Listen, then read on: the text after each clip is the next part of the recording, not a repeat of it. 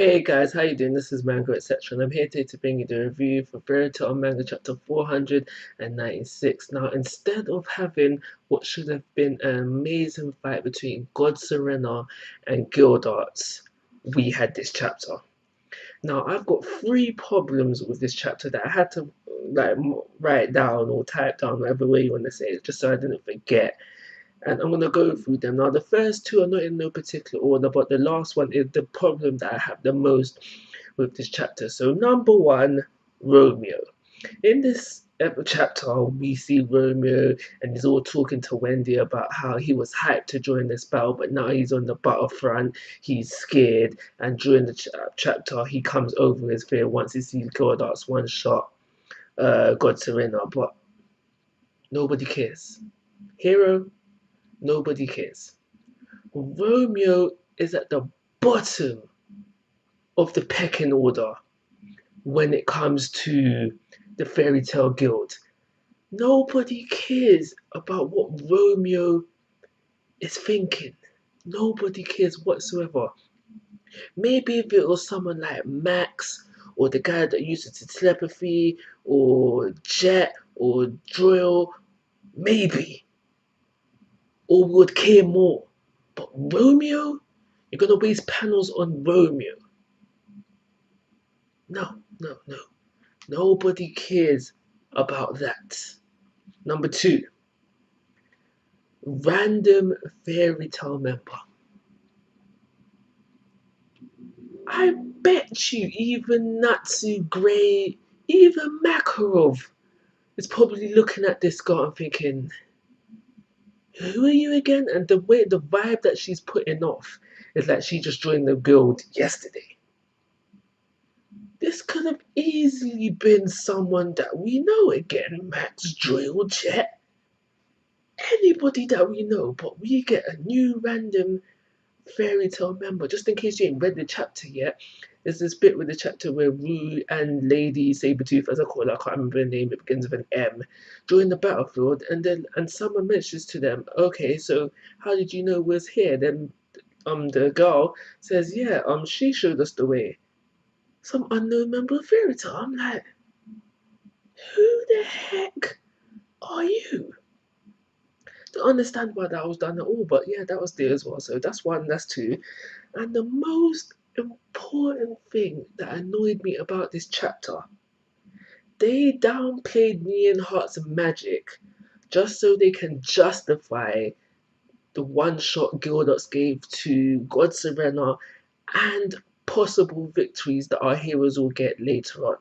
Now, I'm going to try and explain that now just in case you don't get it.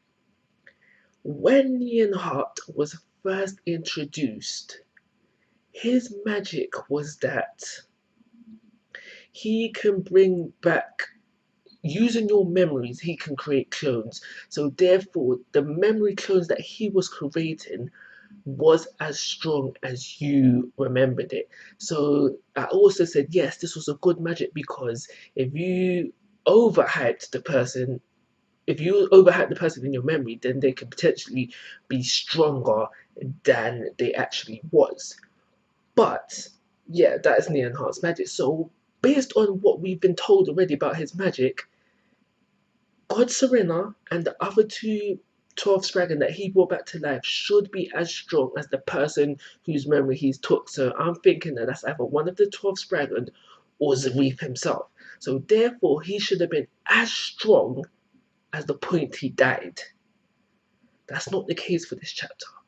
The way Gildots is going on, the way Rogue and the lady from Sabretooth is talking as well, is that because they're not alive, they are not as strong as they was when they were dead. But that shouldn't be the case, and this is what Hero has used to justify the one shot that Gildots gave God Serena within this chapter, and all the hype that he was doing as well, where Gildots was like, you're small fry, get out of my way, blah, blah, blah, blah, blah. No, you can't just change up the magic just like that, just to justify the one shot you're gonna give. No, no, no, no, no. That's poor. That's poor. I don't condone that one at all. But I heard the chapter quite a while ago. I'm over it right now. But those are my problems with the chapter. Other than that, we got some setups for some fights, possible fights to come. So the first one I'm gonna mention is Elfman and his younger sister. They were set up to fight the desert guy. I can't remember his name. We also had Wild and the Reaper possible setup to fight Yukino, and maybe her sister will jump in as well, because we had Lady Sabretooth talking about how she's going to go over to Neonheart, and I think Rukia on the follow her, and that's set up for that fight. And she said to Yukino, yeah, I'm going to leave these two to you. No way in hell could she do that fight by herself, but like I just said, maybe her sister will step in as well. And we also had set up for Mira to fight Jacob.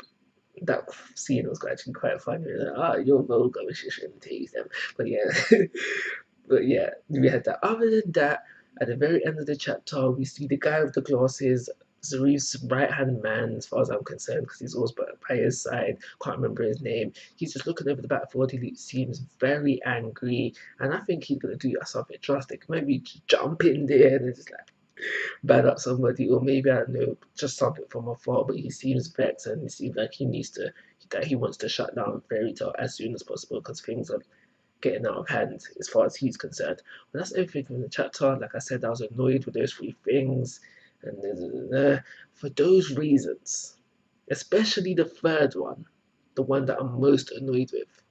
I'm only giving this chapter a 1 star. Like always, guys, I'm asking for your thoughts and opinions. If you haven't already, please subscribe to my YouTube channel. But most importantly, take care. Have a nice day.